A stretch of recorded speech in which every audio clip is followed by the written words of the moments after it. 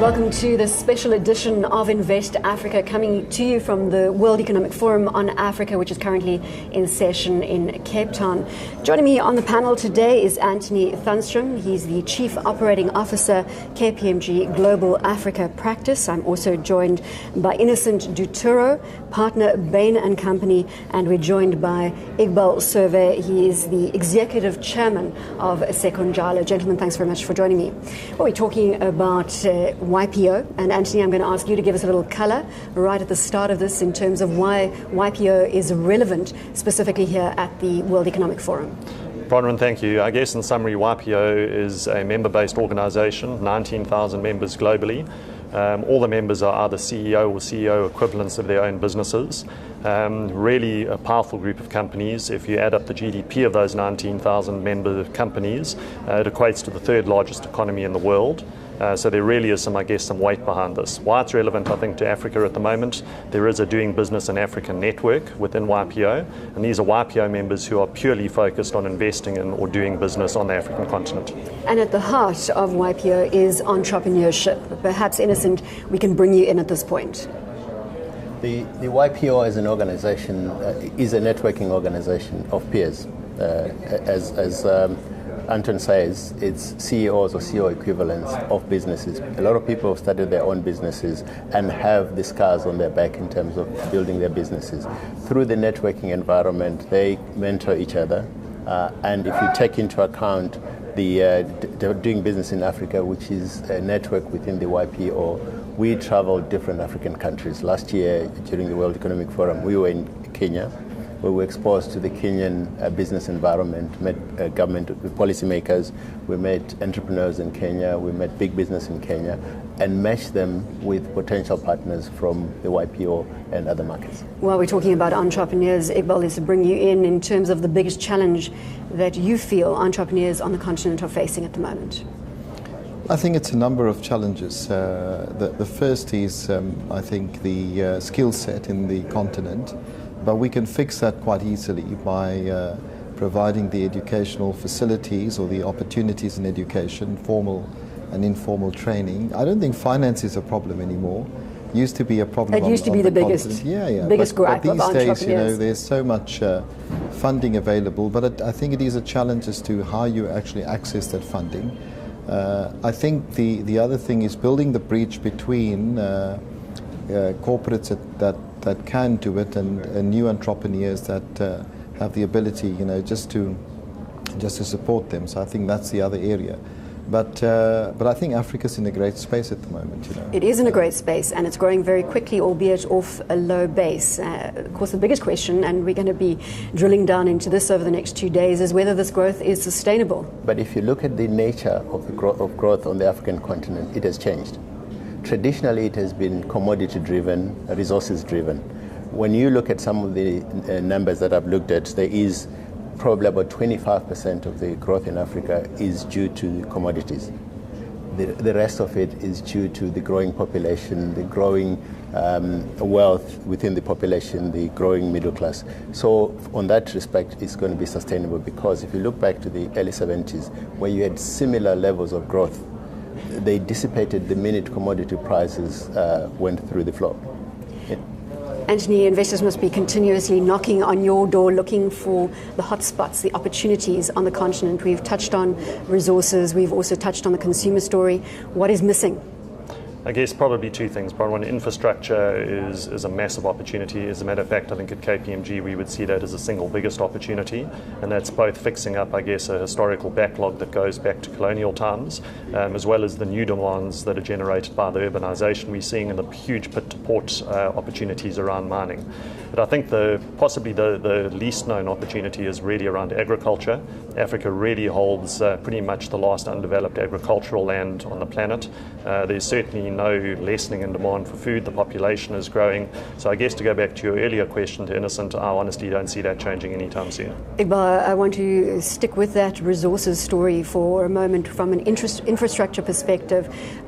Regularly at the World Economic Forum we talk about infrastructure and about boosting cross-border infrastructure. Do you think we are starting to see that materialize? Yeah, definitely. But, you can set the policies to do that. which must be done politically between the different countries at a forum like the AU or at various other forums. But at the end of the day, it's going to be the localized public-private partnerships within a country.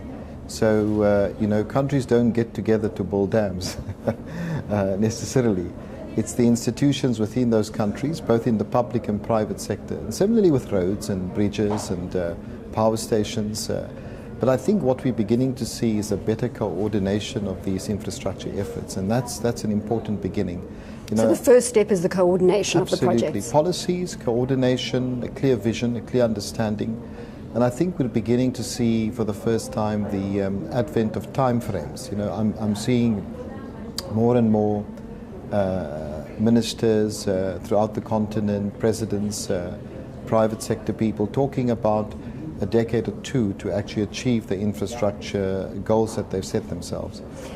Perhaps that brings us also to an important point. Are there too many institutions trying to set policy for Africa?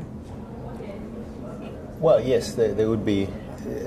The one thing, if I take you back, is Africa one country where you need to build infrastructure for Africa? If you look back to the development of Europe, the infrastructure in Europe was not developed at a continental level. Countries developed their infrastructure, and then the integration happened. So the cross-country institutions are way too many, and end up just as talk shops instead of implementing. So how do we get them to a situation where it's all about implementation rather than the talk shops that Innocent mentions, Anthony? I just think, Bronwyn, there's growing pressure in pretty much every country across Africa for upliftment. There's an expectation that, particularly as you see this massive urbanisation, Africa's already got 51 cities in excess of 1 million people. That number's climbing. We're already pretty much at the level that India is urbanised. Just the pressure of people coming together. They have expectations around power, transport. If you take a look at Nigeria, most recently, the privatisation of the power sector, I think it's really just demand from bottom up. How do we change this perception that Africa is high risk, high reward? Or is that the reality? Well, you can argue that the reward sort of and risk conundrum exists throughout the world, right? People don't make decisions based on this globular view of things. It's only rating agencies that do that, and we've seen the mistakes that they've made.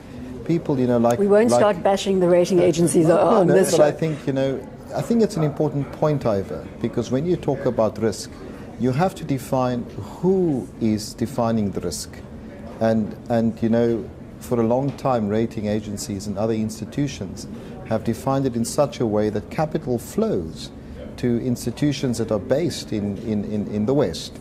Now you have to change that paradigm, but.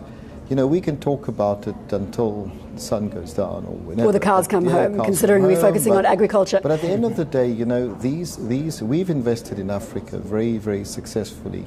We've done that irrespective of what other people tell us of the risks and rewards. As a business enterprise, we look at the opportunity, we look at the skill set, we look at the risks that exist in that particular investment. With an investment in gas in Mozambique, which was incredibly successful. We've done quite a few other investments in healthcare on the continent. I think you're going to have some successes and some failures. It's no different to investments in Turkey or in China or in the USA or, for that matter, in Europe. So I think it's overhyped. This issue of risk and reward is far too over because business people certainly don't necessarily look at investment from that point of view. I've yet to meet colleagues of mine in the business sector globally that will not invest if they don't think there's a brilliant opportunity to invest. Listen, let's drill down more into the successes that perhaps you've experienced. Iqbal, they're referring to the gas project in Mozambique that has been successfully executed from their perspective, and also healthcare. What other stories have you got in terms of successes that we can hold high? Right. In our business, we work with two sets of clients. We work with multinational companies wanting to come into Africa or growing their businesses in Africa. We work with African companies or homegrown companies expanding into other geographies. in telecoms, in consumer products, etc.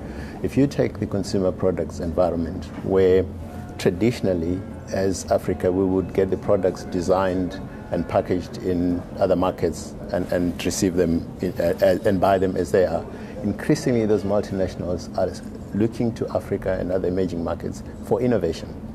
I was in a meeting last week where a senior executive or CEO of a global consumer products company says we've ceased looking at the emerging markets as receivers of our innovation. We're getting a lot of our innovation from those emerging markets around packaging, different pack sizes of products, etc., within telecoms, within financial services, because of the advances in technology and the need for spreading financial services. Innovation is happening in Africa. M-Pesa in Kenya is a good example of a successful design or innovation that has been exported to other markets. Anthony, for a long time we've heard that doing business on the continent is about understanding each individual country, some 54 of them, and then applying different rules to each of those territories. Suddenly now there is a move to saying if you're comparing emerging markets and you're looking at Latin America versus Asia, you've got to look at those versus Africa. Is it too soon to do that? I think it's a little bit simplistic, Bronwyn. I think it goes, back to what Iqbal was saying earlier on. I think business people are very granular in terms of investment opportunities. If they're looking at a particular investment, I don't think they get overly fussed about a particular region. They will look at a specific opportunity in a specific country and evaluate that in terms of return and really make a decision based on that.